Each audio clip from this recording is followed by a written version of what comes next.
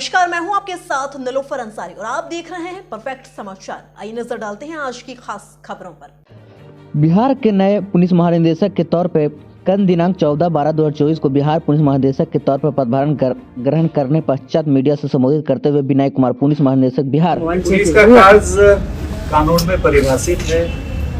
जो कर्तव्य है वो सबसे बड़ा कर्तव्य है, गुड गवर्नेंस है, सुशासन है, उसका सबसे बड़ा स्तंभ है रूल ऑफ लॉ।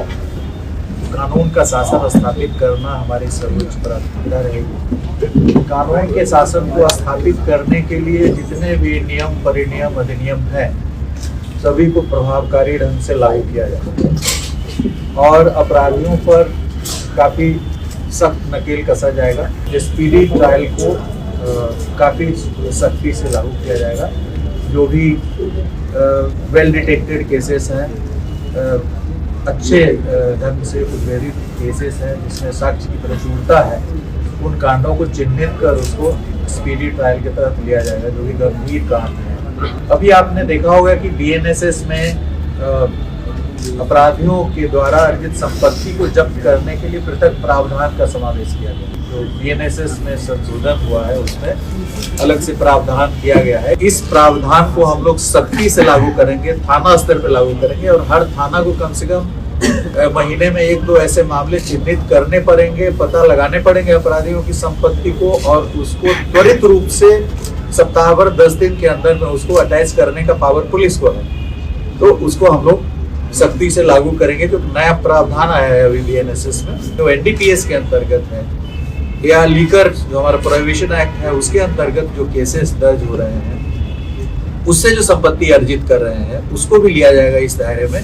और बड़ा आसान है उसको पता करना कि हमारे जितने चार्जशीटेड लोग हैं, जो चाहे प्रोहिबिशन एक्ट में हो, एनडीपीएस एक्ट में हो, उनकी संपत्ति का पता किया जाएगा। जो लॉ एंड ऑर्डर से संबंधित केसेस हैं उसमें जो भी गिरफ्तारियां वांछित है उसको एक अभियान चलाकर युद्ध स्तर पर उनकी गिरफ्तारियां होंगी। लॉ एंड ऑर्डर से रिलेटेड केसेस को भी हम लोग स्पीडी ट्रायल में लेंगे, क्योंकि शुरू में तो कुछ गिरफ्तारियां हो जाती है लेकिन शेष गिरफ्तारियां काफ़ी लंबे समय तक लंबित रह जाती है किसी किसी कांड में, तो उन सभी की समीक्षा की जाएगी। अपराध नियंत्रण हमारा मूल उद्देश्य है। अपराध नियंत्रण के लिए पुलिस की विजिबिलिटी बढ़ाई जाएगी और अभी हमारे पास डायल 112 के भी करीब 2000 वाहन उपलब्ध हो गए हैं। तो डायल 112 हो या थाने के अंदर जो पेट्रोलिंग व्हीकल्स हैं, रोड पेट्रोल्स के लिए भी व्हीकल्स खरीदे गए हैं। तो पेट्रोलिंग पे हमारी नजर रहेगी। पेपर लीक के संबंध में नियमों को भी आप जानते हैं जो संशोधन हुआ है, नियमों में संशोधन हुआ है, उसमें भी धार लाने का प्रयास किया गया है। आपने भी देखा कि कांस्टेबल एग्जाम हुआ, उसमें किसी भी तरह की कोई त्रुटि नहीं हुई। कल जो बीपीएससी का एग्जाम हुआ उसमें भी जहाँ तक हम आप ही लोग मीडिया रिपोर्टिंग से देख पाए हैं कि वो कुछ अफवाहें फैली थी, लेकिन कोई इस तरह का मजबूत आधार अभी तक नहीं मिला है कि उसमें क्वेश्चन लीक हुआ। तो हमारा राज्य ही है जिसमें अभी जो बड़े स्तर पे जो कांस्टेबल का एग्जाम हुआ था वो भी बहुत बड़ा एग्जाम था, कई फेजेस में हुआ था, 4-5 फेजेस में हुआ था। यूपीएससी का भी एग्जाम हुआ है जो सबसे महत्वपूर्ण एग्जाम है स्टेट का। तो ये प्रभावकारी ढंग से, अच्छे ढंग से हम जो लीक कराने वाला गैंग है उससे हम 2 कदम आगे रहें ताकि उनकी मंशा को हम विफल कर सकें। SMU को हम लोगों ने कन्वर्ट कर दिया साइबर पुलिस स्टेशन में। हर जिले में साइबर पुलिस स्टेशन हो गए।